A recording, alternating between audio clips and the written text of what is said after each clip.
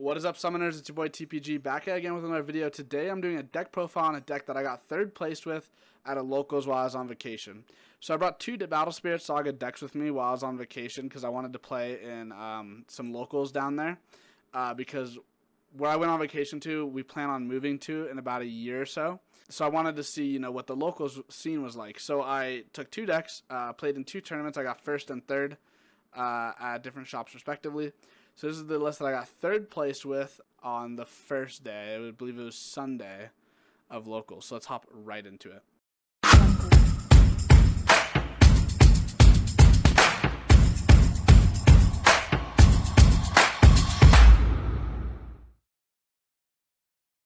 Hey guys, before we get into the deck profile, I do want to go over today's video sponsor, and that is the My Hero collectible card game, also known as Universes by Jasco.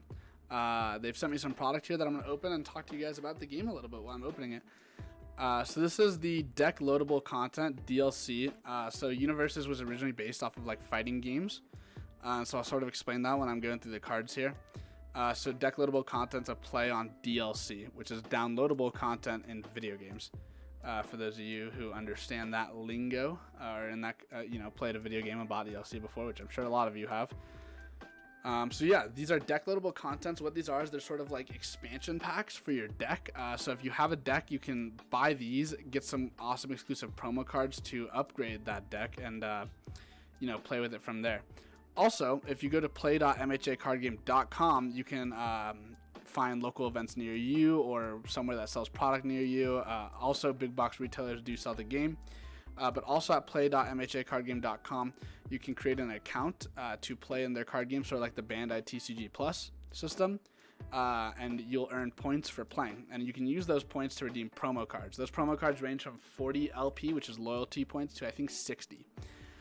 But for right now, the special time offer for the month of May, if you use the code TRUEPAIN while you are creating your account, there'll be a referral code section when you go to create your account. You'll get 50 free loyalty points, which is enough for most of any one of promo. And a lot of those promos are staple cards. There's one called like Plus Ultra or Go Beyond, I believe, is also in there. It's a staple card. And there's a UA Sports Festival, which is a card I really like that you can get from that. But enough of that. Let's open up these products. So these are the deck loadable contents. They come with the same cards, but so it comes with 2 copies of each card. So you're going to need 2 to have a playset of these cards. That's why we have 2 here today. And they come in this little promo pack. Let's open up this one, and then we'll go through the cards.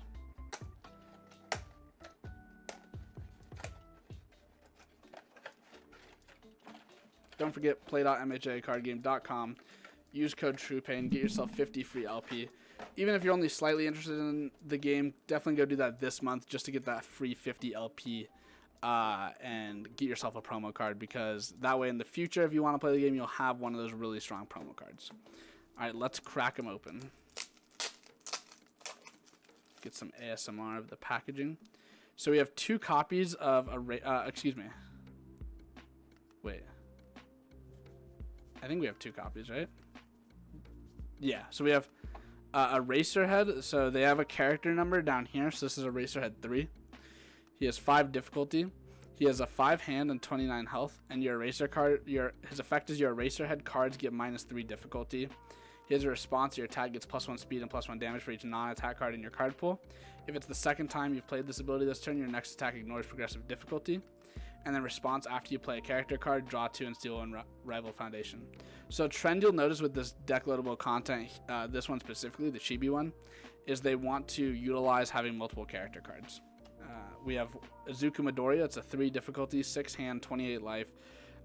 This kick or punch gets +1 damage for each character in your stage. Response, once per turn after you play a kick or punch, it gets breaker 2 or stun 2 if it already does not have that keyword. And then once per game, draw 1 card for each character in your stage.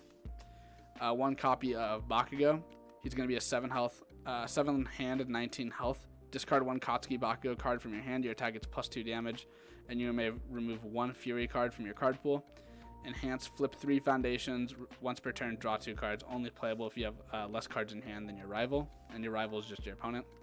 And this is my favorite one. This is the deck, one of the decks I'm currently building. It's Shoto 3. So there's a 3 difficulty, 7 hand, 20 life. Enhance, discard 1 card from your stage, commit and freeze 1 rival foundation. And then enhance once per turn. This tag is plus X or minus X damage. X equals the number of rivals committed foundations, maximum of 5. So that's it for the characters. I'm not going to read off all the attacks, but I will explain them. So we have Get Loud. It's a 5 difficulty. And so over here we have the 2 in this red number here. This is the direction. So it's 2 high because it's red and there's an arrow pointing upwards for 6 damage. That's this yellow number here. We have Quick Thinking for 3 high, 4 damage. Rushing In, which is a 4 mid for 5 damage. And Shocking Entrance, which is a 2 low for 5 damage. And why the direction matters is because you have this little shield here, and that's your block modifier, and that helps you block cards. So this is like a 2 mid, so that would help you block a mid attack. These are foundations. These are cards that you play, and then at the end of your turn they'll go down to what's called your stage, and they all have effects in your stage. Some cards have effects on stage, but most in your card pool, which is when you're playing a card. But most foundations are used in your stage. This is All Might's Mentorship, Asui's Friendship, Kirishima's Assistance, Uraraka's Encouragement, and then we're back to the front. So they do give you 2 copies of every single card in here. And then with a second DLC like we have here, we would actually have a playset of every single card. And a playset in Universes is like a playset in all of the Bandai games where it's 4 copies of a card. So really not that different there. You don't have to learn any new ratios or anything. But look at that. All of these cards for DLCs. And a lot of these cards are really strong as well. Like Kirishima's Assistance is really good. I also really like Shocking Entrance. And like I said, Shoto 3 I'm a big fan of. I heard Eraserhead's also pretty good, but I just really like the Shoto 3. That being said, guys, let's get back to the deck profile. Thank you again, Jasco, for sponsoring this video. Hey guys, so this is my Terrasaur deck profile that I got 3rd place with at a locals I was visiting out of state. So yeah, let's just hop right into it. For the Nexuses, it's pretty generic. We play 6, 3 Volcanic Canyon, 3 Scorched Battlefield. Canyon's okay. I like Battlefield more in the general sense, but Canyon comes up against white control because turn 1 this is better in white control than this because you need to have better card quality because they're just going to drop a Pegasai. Best case scenario for them, they drop Pegasai on turn 1. You can't do anything for a minute. So you can drop this to start getting that better card quality. This doesn't net you any cards, but you do get to see more cards, which means you're going to have better cards in your hand. Battlefield, again, is plussing, but you have to be hitting. So in general, I like Battlefield more, but you do need to play Volcanic Canyon just because white control is so prevalent right now.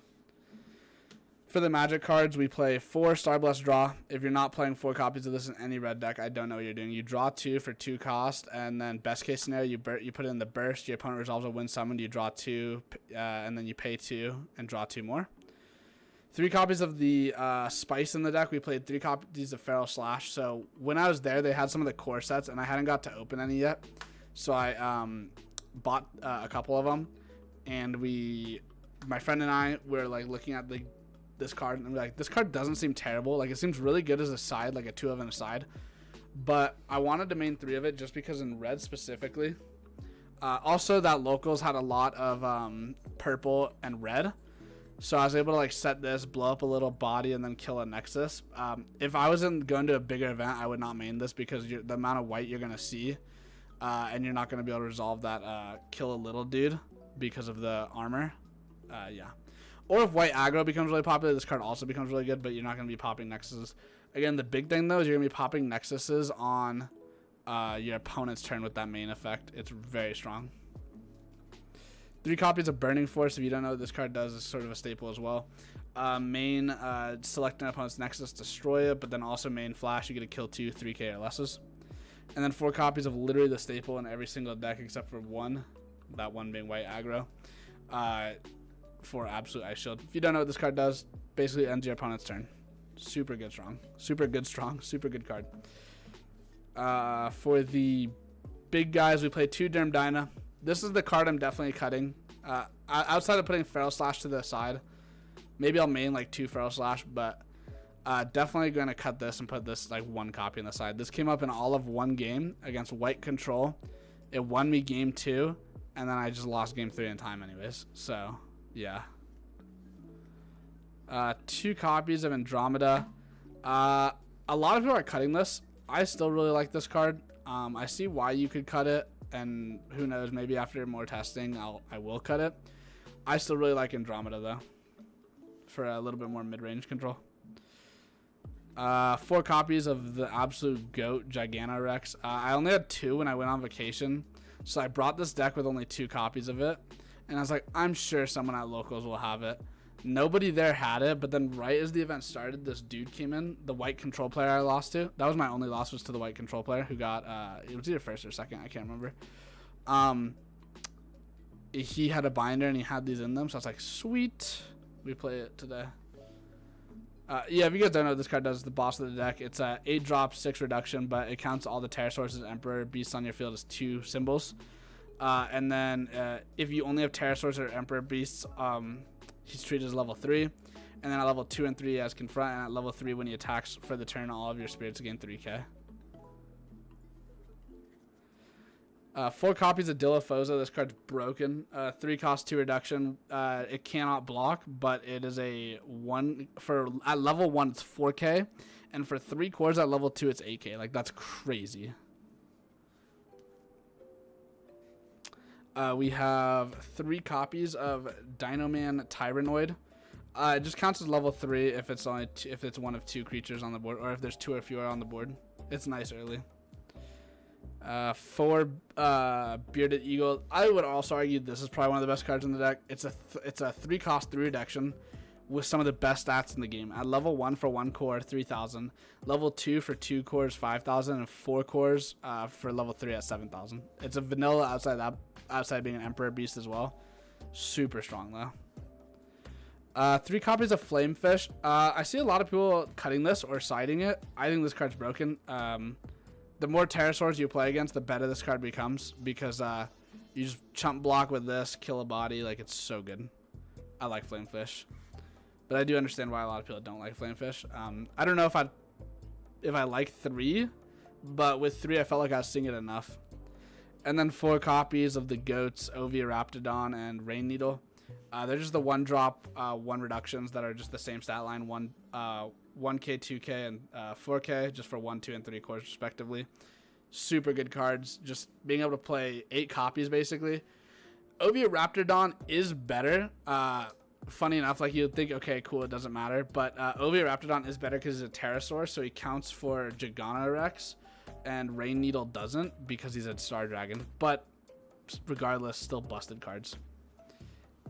And that was the deck profile, guys. Definitely give Red Terrasaur a chance. Like, it's obviously it's like probably the first or second best deck in the game right now, but it's incredibly fun. Thank you guys so much for watching this deck profile. I hope you enjoyed. If you did enjoy, don't forget to like, comment, and subscribe. And if you can't think of anything special to comment, let me know what your favorite Battle Spirit Saga deck is down in the comments down below.